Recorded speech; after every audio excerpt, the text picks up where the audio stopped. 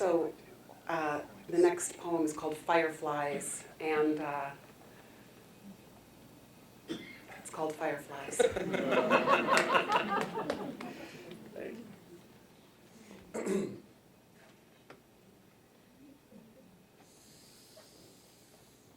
We all walk in. We all walk in without the slightest idea of what this will take. An aisle. Two families walk in, one goes out. Stilettos crush rose petals. The bride, anointed, perfumed, adorned, a goddess, a gift. We talk about God, or we don't. We make vows. We break a glass, or we don't. We toast. She was wild. He was lazy. She was driven. He was conservative. She dated a convict. He woke up drunk on someone's yard. We cut the cake. We dance as generations watch Crocodile Rock and Brown-Eyed Girl. We lift the bride and groom on chairs. We cross ourselves, throw flowers, festoon the bedroom, whisper what was wrong. Who was jealous? Who was there that she had slept with? Who was there that he had a crush on? It should have been me. It should have been her. Dad came. Dad didn't come. Dad came drunk. Dad brought his new girlfriend. It's her wedding day. Couldn't he just for one single day? And she handled it all so well. She looked so beautiful. Her sister looked miserable. His mother looked tense. The promise of that day, the crown prince and princess. Disappointing wedding sex. Exhaustion.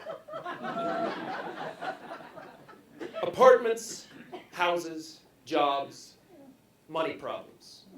A leaky roof. You work and make partner. You work but don't make partner. You never work and never make partner. Your painting sells, your painting doesn't sell. You give it to your mother. You get the job you wanted. The woman you hate gets the job you wanted.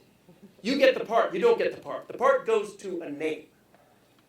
And hasty sex and messy living room and toys and kids, one boy, one girl, so fragile, like the glass, like your foot on the glass.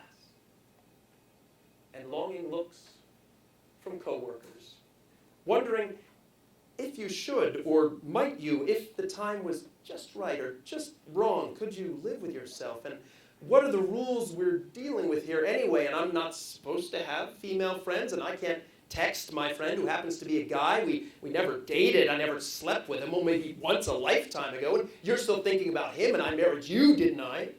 And counseling, and I think we're making progress here. And that's all the time we have for this session. Why don't we look at the calendar and see when you can come in by yourself, and she can come in by herself, so we can work through these issues apart and together.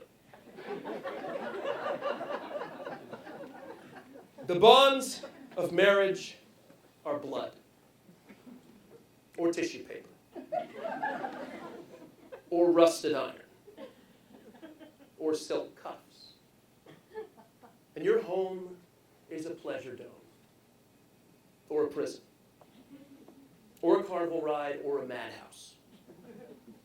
And maybe the kids need braces, and you talk to your son's teacher about behavioral problems, or your daughter's teacher about self-esteem issues, and are there problems at home?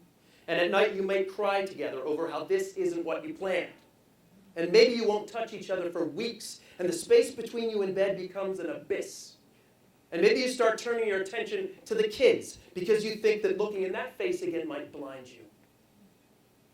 And you walk that aisle, eyes wide shut.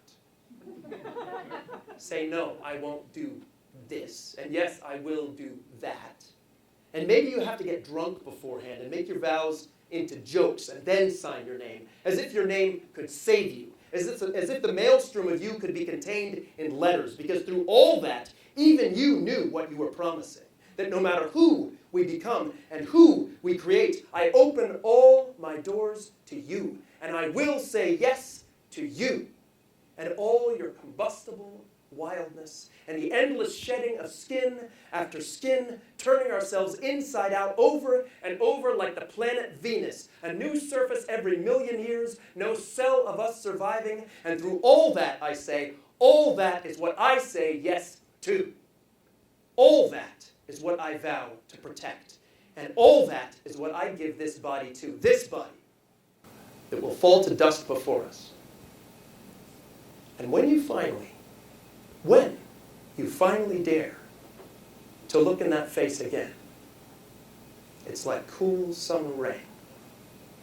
It's a dam bursting over insatiable earth. And you're crying beneath that rain, wet skin beneath each other's hands. And maybe your mother said that married people are like oxen yoked together. But I say, you and I are like fireflies dancing together on a summer's night.